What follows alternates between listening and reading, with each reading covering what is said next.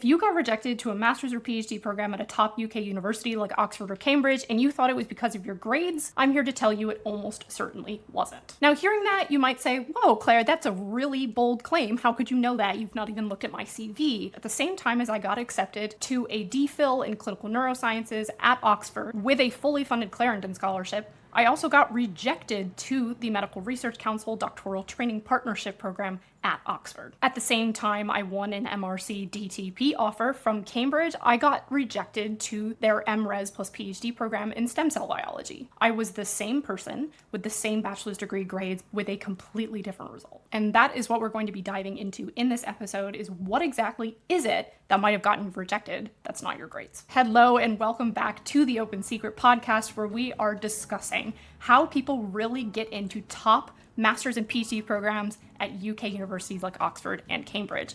I am your host, Dr. Claire Bergstrom Johnson. I am an Oxford DPhil graduate, a Clarendon scholar, and now a fellow at Oxford. The first time I applied to master's and PhD programs, I applied to 11 programs in total, and I got rejected to every single one. Now, I didn't have perfect grades, but they were pretty good. I had a 3.8 for GPA from the University of Michigan, and that's the equivalent to about a high second class degree in the UK, or a low first. Now, this was well above the minimum grade cutoff at institutions like Oxford and Cambridge, which typically require at least a 3.5 GPA, but I still got all of those rejections. Now, the second time I applied, I got accepted to both Oxford and Cambridge a total of 3 times with 2 fully funded scholarships amounting to over £300,000. Now, if you've been here for a while, you might say, hey, wait, Claire, didn't you do a semester of a master's degree in biotechnology at Johns Hopkins between those rejections and those acceptances?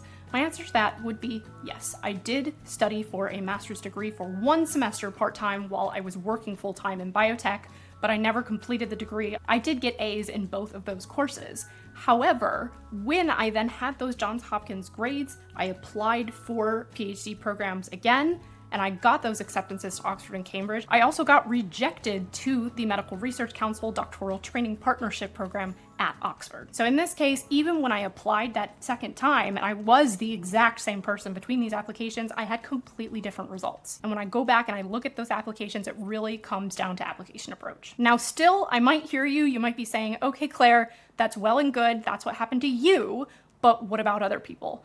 I have seen this happen again and again with all of the students, over 2,000 of them that I have helped since 2023. For example, one of my very first students, Vi, she had a very similar story to me. She got rejected to all 10 programs she applied to without a single interview when she was already working at Cambridge after finishing her bachelor's degree. I've spoken to some postdocs who had graduated from like either Oxford or Cambridge just because I was working at like a research lab in Cambridge. Right. So most of the postdocs are like graduates from there who then just moved on and then worked in the same lab. So everyone kind of told me something like kind of vague. Yes. Just like, you deserve a spot there. Right. And I'm like, yeah, but like, I don't know, like, wow. It's not really specific. But the advice, you deserve a spot here, is not super helpful. However, once we started working together and she used resources like my application accelerator toolkit, and she just changed her application approach, nothing else, her grades didn't change, her CV didn't change, she had the exact same job at Cambridge, she got accepted to Oxford with a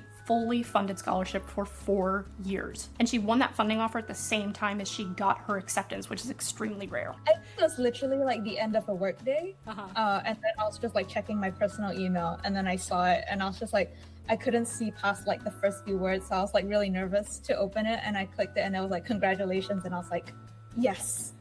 So in all of these cases, if grades were the thing that decided these outcomes, all the outcomes would have been the same, but they weren't. Okay, so I promised you that we're gonna go over the things that really actually decide the outcome of your master's or PhD application that aren't grades. And the very first one is your fit with your chosen program and, if relevant, your supervisor. Now, it's important for this one throughout your application, you can't just say that you're a match and leave it at that.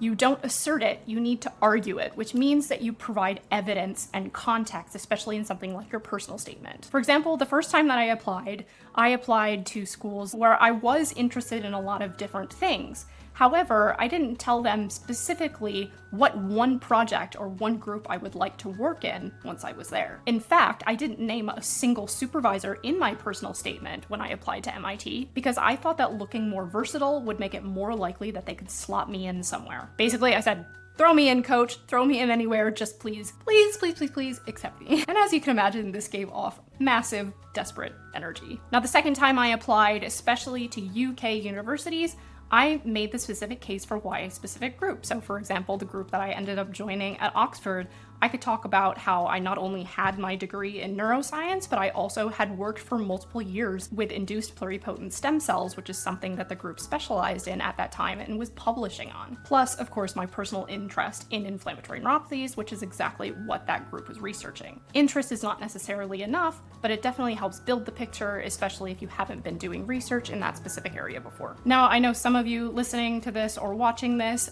don't necessarily have to pick a supervisor. You might be applying to a master's program. The same holds true for you, especially for the program at large. Say that real world experience and application to what you're studying is really important, but the program you're applying to is really just classroom based when you would really love to have the opportunity to go out into the field and apply what you're learning. Making sure that you not only apply to programs that fit those personal goals, but also articulating that in something in your personal statement shows that you did your research, that your application is tailored to that program specifically, and demonstrates really quickly to the assessor that it really is a very good fit. So this fit question is the number one thing that an assessor is looking for, and you can make your case in about 5 seconds, but you can also sink yourself in about 5 seconds and get your application thrown to the side. And that is why it is very important to learn the skill of how to make that fit extremely clear right from the get-go. Now, the second point that I want to make here, and it's closely related to the first, is making sure that your application materials are actually demonstrating your achievements and your experience and not just listing them. If we go back through my very first applications, good chunks of my application, including my personal statements, was essentially just reading what I had on my CV. At the point that someone's looking at something like a personal statement, they've already looked through and they've screened your CV. And if they've decided to move forward with reading your personal statement, that means your CV looked good enough. They have that information. You don't need to just regurgitate what's on there. You need to provide context, and even more importantly, you need to provide examples. And again, those examples can either be making a case or they can just be a list of achievements. The former makes it much easier to accept you. The latter makes it much easier to reject you, or at least have a lot harder time standing out compared to other applicants. And the third thing that could have gotten you rejected that is not your grades is whether or not someone in the department knows your name before you even submit your application. Now, at first you might hear that and think, well, I'm screwed. I don't have any insider connections, but that's not my point, because this is actually something that you can control. And there are a couple different clever ways to do this. One of the most important ones is you need to select a potential supervisor before you submit your application, even if your program says it's not necessarily necessary. Unless they tell you overtly, do not reach out to potential supervisors, you need to go and do that outreach. Even if you're applying to a master's program, reaching out to a professor that you would ideally like to learn from, take a class with, work with on your thesis project, it's a good idea to reach out to them and initially make that connection. Now, of course, it needs to be genuine. You need to do things like demonstrate that you have actually read their work and you've understood it. You're not just having an AI summarize that work. But this can really help you already start working those unofficial paths, which can work really in your favor for places like Oxford and Cambridge, and don't require you to have grown up in these systems or have been attending Oxford or Cambridge for your bachelor's degree. There is a way to catch up. I had no insider connections before I applied, but when I got accepted, I did that supervisor outreach and I did it systematically, which is why I now teach that method inside my courses and guides like the Oxbridge Application Accelerator Toolkit. Because once you really know how this works from the inside, it is pretty simple, the process that you need to follow. And the fourth thing that could have gotten you rejected besides your grades is your research direction or your direction of your study, and whether that is coherent or scattered. And this is why it's really important to consider, why are you pursuing a postgraduate degree? You don't have to do a master's or a PhD. So why are you doing one? When you set out to study for a bachelor's degree, you don't have much education at that point. So of course your interests are going to be broad and you won't really have honed in on something, especially in the beginning. But for a master's or PhD, especially a PhD, this will be expected. So you cannot approach your application in the same way. And so what you want to study at that particular university, in that particular program, with that particular supervisor needs to be very coherent and tight. Not only does this show that once again you did your research and you tailored your application to that program specifically, but it also demonstrates very quickly why you are the right fit for that program. And this is the difference between the first time I applied, when I said I'd be interested in researching the connection between music and emotional activation. Now, while that sounds very interesting, it's really not very precise at all. And the best way that I can illustrate this point is really concrete examples from my first and second application. So in my first applications, for example, when I was applying to PhDs in cognitive neuroscience, I wrote, especially as I have had the opportunity to explore a wide variety of areas both inside and outside of the sciences, I have learned that my mind yearns for and thrives off of the mental stimulation and challenge that rigorous scientific research provides. Now, there's a whole bunch of other things that are wrong with that first sentence, but earning a PhD in the cognitive neurosciences would provide the solid foundation I need to eventually direct my own laboratory at the intersection of affective and neuroimmunological pathologies and cognitive interventions to relieve the psychological symptoms of such pathologies, helping individuals just like my twin sister lead happier and healthier lives. With this kind of degree, I will have insight into lesser known areas of cognitive neuroscience, auditory neuroscience, mindfulness and meditation, hypnosis, that will allow me the knowledge and credentials to expand the field of research and programs in these fields at other institutions in the future. Now, besides this being just a word salad, it's not precise at all. I'm actually disgusted reading this. I haven't looked back at this in a long time, but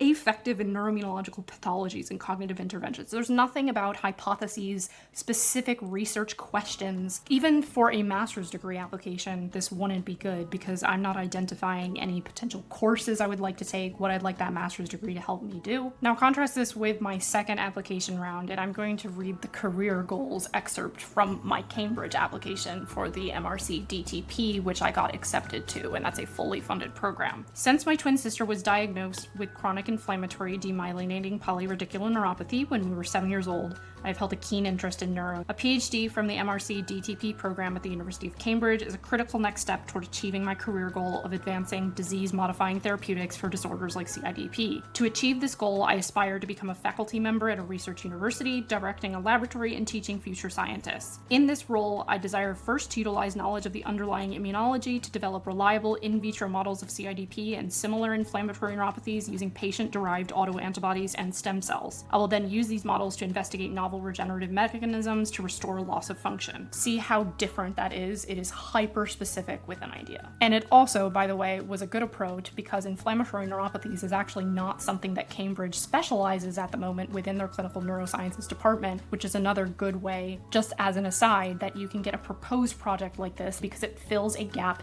in the department, but I digress. Okay, so to summarize thus far, the 4 things that will get you rejected that were probably not your grades is 1, you're fit with your program or supervisor. You need to argue that with examples, don't just assert it. The second is whether your materials actually make a case for your fit or they just list your achievements. The third is whether anyone in the department even knows your name before you submit your application. And the fourth is whether your research direction or your direction of study, your topic of study, is coherent or scattered. Now, this is all to make the point that a strong second-class degree, an imperfect GPA that is wrapped around an application that makes a very strong, clear argument for fit is going to beat out every single time a very strong first-class degree or 4.0 GPA from a famous university that has a very vague and general application. And I have seen this play out so many times, not just within my own students that I have taught, but also friends that I have at the University of Oxford. For example, I even have friends who did their master's degree at Oxford and then they applied for a PhD and they did not get in. Now, there are a number of factors that can go into that, but one of them is certainly not making a strong enough case for fit. So just because you didn't go to a fancy university does not mean you don't have a shot at these places, because especially at the postgraduate level, your case for fit is far more important than what your grades are. Now, of course, I do need to put the caveat in here. Your grades do matter. There are minimum grade cutoffs for these programs. They vary from program to program, so always check the specific web page for the program you're applying to. Generally, it is a 3.5 GPA or equivalent. Sometimes there are exceptions to this as well. For example, if you've undergone extenuating circumstances, you can actually reach out to the department and ask if they will still consider your application, and they often do respond. So yes, there are these minimum thresholds and you do need to pay attention to them. But honestly, once you're past those minimum thresholds, they don't really matter so much. They can be a tiebreaker for things like funding decisions, but for getting accepted, your grades don't matter past that minimum threshold. It's your fit and arguing and demonstrating that fit, which you have complete control over, that really makes the difference. Now, I also have to mention some rejections are not about you at all. They are what I call structural no's. So for example, I got interview invitations to fully funded programs such as the Neuroimmune Interactions in Health and Disease program at King's College in London, which is funded by the Wellcome Trust, as well as the PhD in Translational Neuroscience at the University of Edinburgh.